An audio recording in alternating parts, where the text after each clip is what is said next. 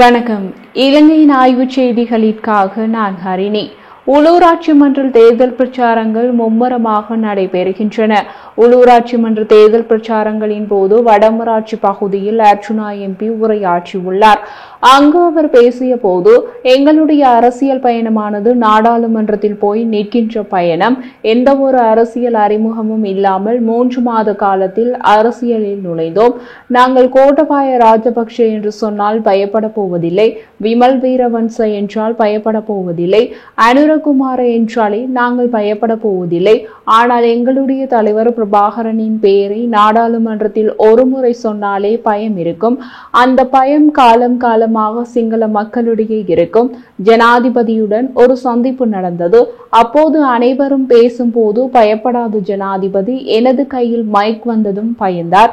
ஏனென்றால் நான் நறுக்கென்று 4 கேள்வி கேட்பேன் என்று அந்த பயம், அந்த வீரம் அனைத்தையும் தந்தது இந்த பருத்தித்துறை வடமராட்சி மண் என்று கூறியுள்ளார்.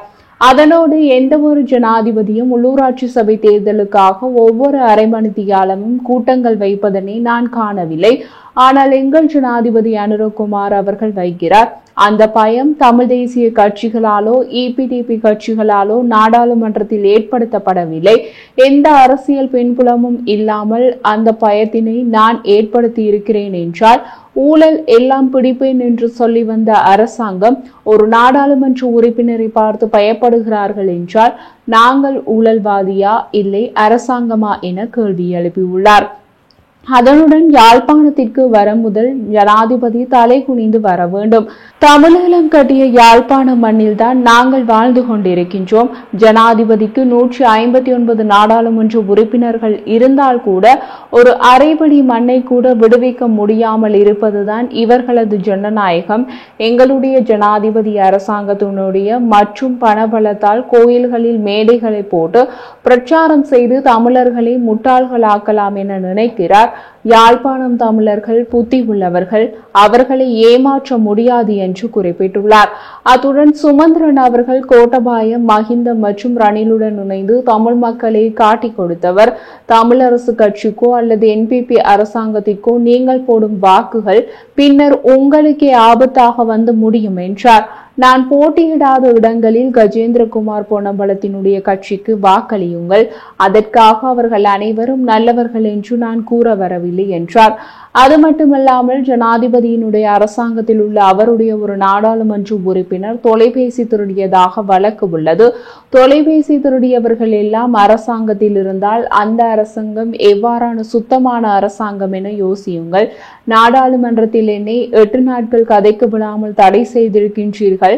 அதற்கான காரணத்தை தாருங்கள் என்று நான் எங்களது சபாநாயகரிடம் சென்று கேட்க விரும்பினேன். ஆனால் அவர் நான் அர்ச்சுனாவை சந்திக்க மாட்டேன் என்று கூறியுள்ளார். சரி என்று ஒழுங்குபடுத்தும் செயலாளரிடம் சென்று கேட்டேன். அவரோ அதற்கான காரணத்தை தான் நாங்கள் தேடிக்கொண்டு இருக்கிறோம் என்று கூறினார்.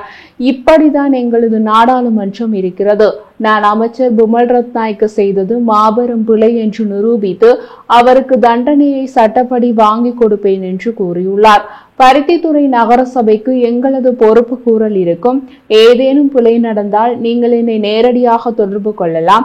நான் நேரடியாக வந்து அதற்கு பொறுப்பு எடுப்பேன். நாங்கள் யாரையும் விமர்சித்து வாக்கு பெற விரும்பவில்லை. அந்த தேவை எனக்கு இல்லை. பருத்தித்துறை நகர சபைக்கு தேவையான அனைத்தையும் சரியாக ஒழுங்காக செய்து சுத்தம் செய்து தருவேன் என்று வாக்களிக்கின்றேன். எனக்கு கீழுள்ள நகர சபையை இலங்கையின் ஒரு சிறந்த நகர சபையாக மாற்றுவேன். இதுவே எனது தேர்தல் வாக்குறுதி. பருத்தித்துறை நகர சபையில் உள்ள யாரேனும் ஊழல் செய்வார்களாக இருந்தால் அதற்கான நடவடிக்கை எடுத்து அது உண்மையாக இருந்தால் அவர்களை வெளியேற்றுவேன். இது நான் உங்களுக்கு தருகின்ற நேரடி வாக்குறுதி. உங்களை சிங்கள தேசம் ஆள வேண்டும் என்று நினைத்தால் அவர்களுக்கு வாக்களிக்கலாம். டக்ளஸ் தேவானந்தா சுத்தமானவர் என்றால் அவருக்கு வாக்களியுங்கள். கஜேந்திரகுமார் பொன்னம்பலம் ஊழல் செய்யாதவர், நம்பிக்கைக்கு உரியவர் என்றால் அவருக்கு வாக்களியுங்கள்.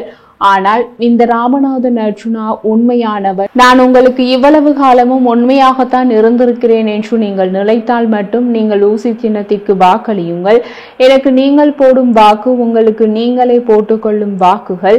இப்போது எங்கே ஊழல் அநீதி நடந்தாலும் அங்கே முதலாவதாக அழைக்கப்படுவது நான் தான்.